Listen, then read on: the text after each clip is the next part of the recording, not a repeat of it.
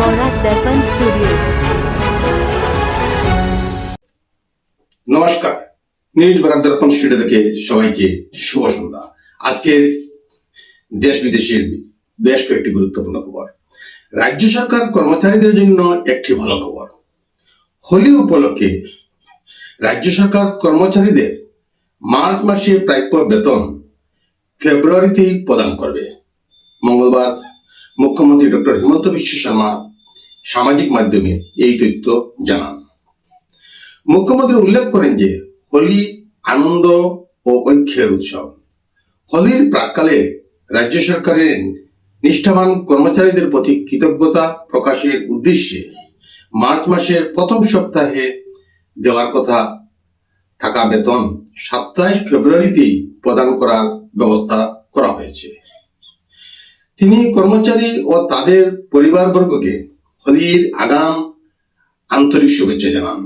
মুখ্যমন্ত্রীর এই ঘোষণার পর স্বাভাবিকভাবেই রাজ্য সরকারি কর্মচারীদের মধ্যে আনন্দের সঞ্চার হয়েছে। প্রধানমন্ত্রী নরেন্দ্র মোদী আজ ইসরায়েল সফরে রওনা দিয়েছেন। ইসরায়েলের প্রধানমন্ত্রী বেঞ্জামিন নেতানিয়াহুর আমন্ত্রণে এই সফরে দুই দেশের প্রতিরক্ষা, কৃষি, বিজ্ঞান প্রযুক্তি, জল ব্যবস্থাপনা ও বাণিজ্যিক সহযোগিতা জোরদারের বিষয়ে আলোচনা হবে।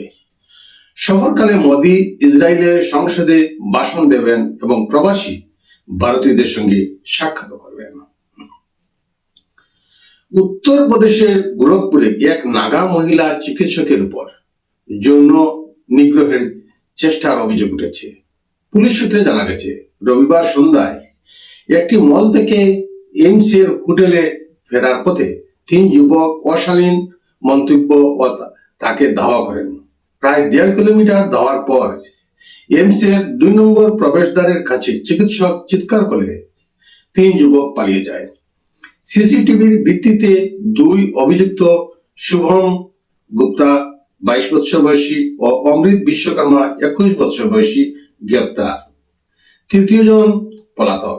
এই ঘটনায় নাগাল্যান্ডেও ছাত্র সংগঠন সহ বিভিন্ন মানবাধিকার সংগঠন দোষীদের দৃষ্টান্তমূলক শাস্তি ও মহিলাদের নিরাপত্তা নিশ্চিত করতে সরকারের কার্যকর পদক্ষেপের আহ্বান জানিয়েছেন।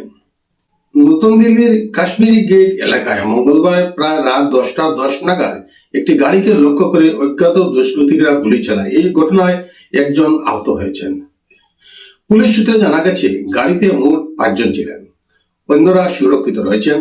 আহত ব্যক্তি নিজেকে গ্যাংস্টার লরেন্স বিষ্ণই এর লিগ্যাল টিমের সদস্য বলে দাবি করেছেন, তবে পুলিশ এখনো আনুষ্ঠানিকভাবে তা নিশ্চিত করেনি। আহতকে হাসপাতালে ভর্তি করা হয়েছে, অবস্থা স্থিতিশীল। দিল্লি পুলিশের ডিসিপি জানিয়েছেন, গাড়িতে 4 থেকে 5 রাউন্ড গুলি চালানো হয়েছিল। সিসিটিভি ফুটেজ ও অন্যান্য প্রমাণের ভিত্তিতে তদন্ত চলছে।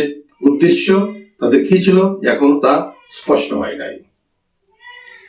কেরালার নাম বদলে কেরালাম করার প্রস্তাবে কেন্দ্রীয় মন্ত্রিসভার অনুমোদন পেয়েছে। প্রধানমন্ত্রী নরেন্দ্র মোদীর সভাপতিত্বে এই সিদ্ধান্ত নেওয়া হয়েছিল।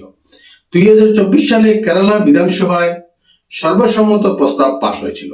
মুখ্যমন্ত্রী পিনারাই বিজয়নের দাবি ছিল সব ভাষায় কেরালাম নাম প্রয়োগ করা হোক। অসমে আবার নতুন করে 5টি কমান্ডো ব্যাটালিয়ন তৈরি করা হবে। অত্যাধুনিক অস্ত্র ভান্ডার সুবিধা সহ এই নতুন ব্যাটালিয়নগুলি নির্মিত হবে। ব্যাটালিয়নে থাকবে অস্ত্র প্রশিক্ষণের অত্যাধুনিক সুবিধা, প্রশাসনিক ভবন, বারাক এবং সমরকলা প্রশিক্ষণের আধুনিক ব্যবস্থা থাকবে। সশস্ত্র পুলিশ ব্যাটালিয়নের জন্য বাধ্যতামূলক ছুটির ব্যবস্থা করা হবে। পুলিশ ও তাদের পরিবারের জন্য 10,000টি নতুন বাড়ি নির্মাণ করা হবে। সময়মতো পদোন্নতি নিশ্চিত করতে পদোন্নতি প্রক্রিয়া শক্তিশালী করা হবে। আগামী 14 মার্চ শিলচরে আসবেন প্রধানমন্ত্রী Narendra Modi. Panchgram Barapani high speed highway প্রকল্পের ভিত্তিপ্রস্তর স্থাপন করবেন তিনি। পাশাপাশি 564 কোটি টাকার শিলচর ফ্লাইওভার ও পাথারকান্দিতে প্রথম কৃষি বিশ্ববিদ্যালয়েরও ভিত্তিপ্রস্তর স্থাপন করবেন।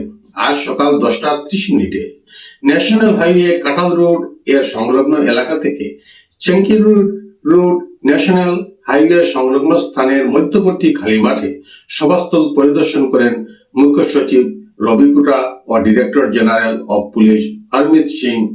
প্রশাসন জানিয়েছে, নিরাপত্তা, ট্রাফিক ও পানীয় জলের ব্যবস্থা জোরদার করা হয়েছে। সভায় প্রায় 2 লক্ষ মানুষের সমাগমের প্রবল সম্ভাবনা রয়েছে।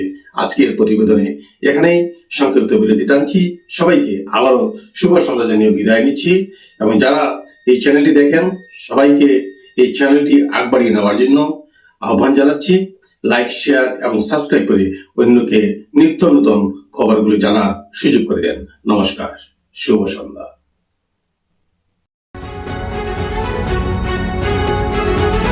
न्यूज बोरा दर्पण स्टूडियो।